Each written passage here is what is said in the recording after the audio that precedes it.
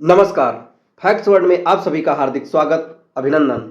आज के वीडियो का टाइटल है अमेरिका फर्स्ट का नया मतलब। बढ़ते हैं वीडियो की तरफ।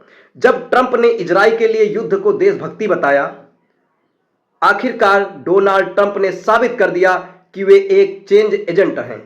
उन्होंने मागा, MAGA, make America great again और अमेरिका फर्स्ट के नारों को एक नया क्रांतिकारी और पूरी तरह से भ्रमित करने वाला अर्थ दे दिया है।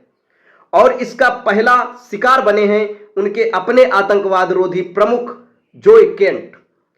ईरान के साथ जारी युद्ध के बीच अमेरिका के आतंकवाद रोधी प्रमुख director of the national counter terrorism centre जो के केंट का अचानक इस्तीफा केवल एक प्रशासनिक फेरबदल नहीं है, बल्कि यह डोनाल्ड ट्रंप के सबसे मजबूत राजनीतिक आधार MAGA के भीतर एक गहरे विद्रोह का संकेत है।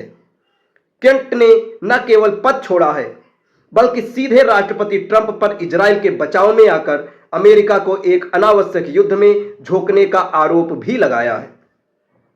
इजराइल का दबाव और इको चैम्बर का आरोप।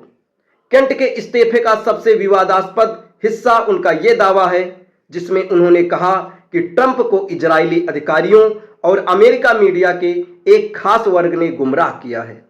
उन्होंने इसे एक इको चैम्बर करार दिया, जिसका मकसद ट्रंप के अमेरिका फर्स्ट एजेंट को खत्म कर उन्हें युद्ध के लिए उकसाना था। केंट का तर्क है कि ईरान से अमेरिका को कोई तत्काल खतरा नहीं है। फिर भी 28 फरवरी 2026 को हमले शुरू कर दिए गए।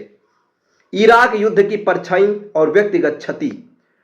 जो केंट का विरोध केवल राजनीतिक नहीं बल्कि व्यक्तिगत भी है।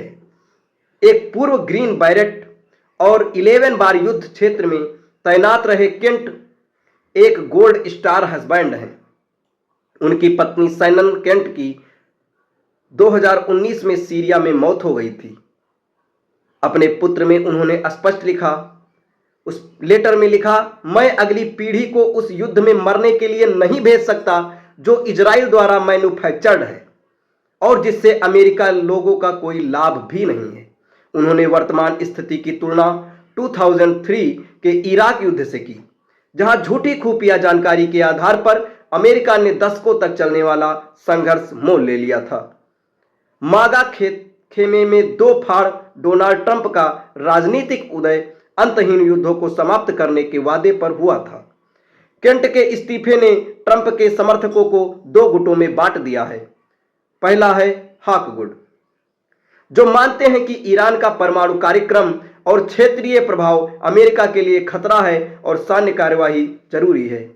दूसरा है आइसोलेशनिस्ट, जो केंट और टकर कार्लसन और जैसे लोगों के साथ खड़े हैं। इनका मानना है कि ट्रंप अपने ही वादे से भटक गए हैं और विदेशी शक्तियों, विशेषकर इजराइल के हितों को अमेरिका के ऊपर रख रहे हैं।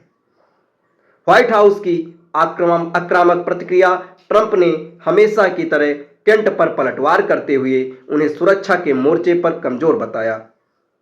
व्हाइट हाउस की प्रेस सचिव कैरोलिन लेविट ने केंट के दावों को हास्यास्पद और अपमानजनक करार दिया है।